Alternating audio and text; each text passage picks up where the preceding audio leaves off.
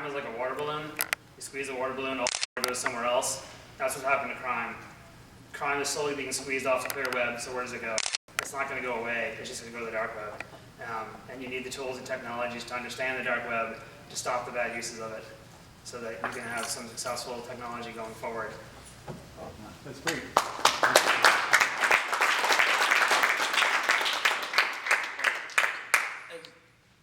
So I don't pretend to speak for DARPA, but my best understanding of the policies that set up for the MEMEX program, so they had this, they actually wanted to do work, but they're gathering data about the live internet, and so my understanding is that they were allowed to do this on the understanding that it was only for research purposes.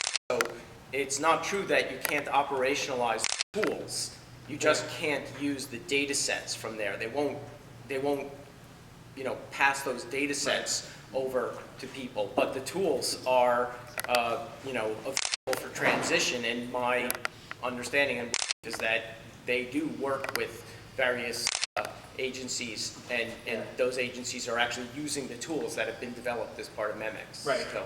Right, and the data sets that come out of that are used by the agencies. But they have to then go develop their own data sets, Right. but they use it using the tools that MEMEX produce. They just can't have access to the research data sets. So it's. Yep. So at a meetup maybe 6 months to a year ago, I got the opportunity to meet Brewster, who created the Internet Archive. Yep. And do you think there's any place for a tool like that, or is it a matter of time before there's an Internet Archive? Is it useful to have something in place like that in the dark web? So it's useful in that, well, immediately I jump to evidence collection. When you go to try to explain to a judge or act as an actual witness in a case, they want to see what does this look like before you modified it, what does this stuff look like, and having a copy of the site as it exists at a date and time is really important as part of evidence. I also think that if one of the dark webs takes off, whether it's Tor or whatever it is, you're going to want to, some historian is going to want to see the early parts of what were the original sites created. Just like when you look at like the 1995 version of websites. They look hilarious now, 20 years later, but the same thing will happen if one of these dark webs take off. You want to say, well, who used it? What did they use it for? And it's important from a historical perspective of where'd you come from to where you are now. So is there something like that already existing? I don't think there's anything like that existing. I have some of it just because that's what I've done for just crawling, but it's not intended to be as like a historical archive or anything. So how do you protect yourself from, as you're crawling, to not have things that you shouldn't have? How do you not get arrested? Well, I made some friends with law enforcement what people see them mostly interested is the list of sites. If something looks like, if it comes back with keywords, some of the MEMEX tools will actually classify it for you. This looks like child abuse. Stop crawling it, and I shunt it over to DHS servers, and DHS will then crawl it because they can. I can't. So you'll stop At a point. Yep. And an automated tool is still a question of, here I open myself up to vulnerability, but the automated tool is doing the classification, and it's not actually downloading and storing it. It's just going through the content, and if it determines this looks like child abuse, or versus drugs versus phishing versus hitman or something, all that child. I don't even want to take the risk of looking at it. I just send it to DHS, and DHS will feed it into their list and crawl it. So there is still you're not validating whether it is something. You're pushing it into another. Somebody else. Right, somebody else's who can legally touch it, just because Right, yeah. it's so toxic. That's the gray area that I'm trying to understand, is that Yes. legally touching part. Yep. So, sorry, last question. Sure, last one. So, do you think that dark web usage will blow up more than, half a percentage? Will ever be 15, 20, 30% of, how people access the internet, what they do online? And if so, what's going to lead to that?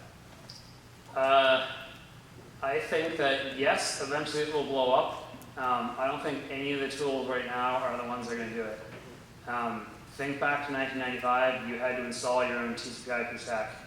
to be able to do this stuff. And it was just too painful for 99%. That's why AOL or CompuServe existed, is that it was just way too complex for people to use and to do. It's way too complex to set it up and host it. I2P has at least made it easy to host your own content with a click of a button, but you still have to install this thing, and then you get this text page, and 99% of the world looks at it and goes, I just publish is what I want. I think that someone will come along and make it vastly easier to use, and that's when it becomes much more popular. We've sort of seen that with Ricochet, Onion Share, make it really easy to create the .onion and host your content on it. When someone figures out an enterprise way to do that, or a really easy point-and-click way to do that, that's when I think that it'll start to become much more popular. You know, right now it's sort of a toy. The most technology advanced people play with it, and you know, I'm not going to place bets on which of the overlay networks is the winner. Maybe a new one will come out that's vastly easier to use, and everyone just uses it. Tribbler has taken BitTorrent to a whole new level where it's completely peerless, and you can stream videos. Sort of, if you've ever heard of Popcorn Time, Popcorn Time is a BitTorrent app that was completely peerless, but it was literally just it stole the content, the interface from Netflix. Figured Netflix user experience research, so I'll just copy it. And you could stream off of like 1,000 computers into your computer, so you never had to download anything. It was dead easy. It had like a hockey stick of user acceptance to be super easy to use, except they hosted it on popcorntime.com, and obviously that's the target. You shut that down, and then people can't find it, and then usage goes away. Interesting. Andrew, you've done some great work in some dark places to get all this together. Thanks. Thank you very much. Have a